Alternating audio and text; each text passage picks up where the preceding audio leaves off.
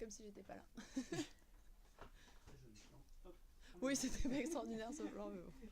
Vous voulez. Donc il y a beaucoup d'a priori avec les vins.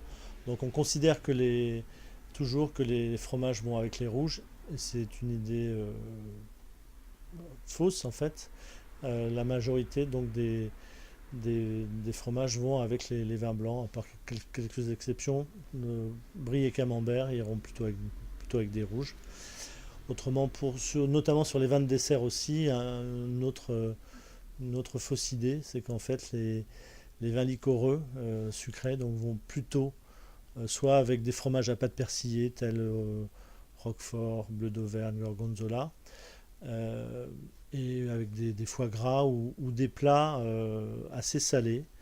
Et contrairement donc à ce que on pense toujours que les liquoreux sont des vins de dessert et en fait c'est totalement faux puisque sucre sur sucre s'annule totalement. Même pour le champagne, dans les années 30 on avait toujours la mode était de servir du champagne dans des coupes et en fait il faut essayer pour avoir une prise de mousse régulière d'utiliser des flûtes, donc des verres très allongés pour garder la persistance de la bulle et pour aussi concentrer les arômes. Donc on utilise toujours plutôt des verres tulipes pour concentrer les arômes et l'effervescence de façon régulière. Alors, autre idée reçue, il n'est pas obligatoire d'avoir un vin cher pour avoir une très bonne qualité de vin.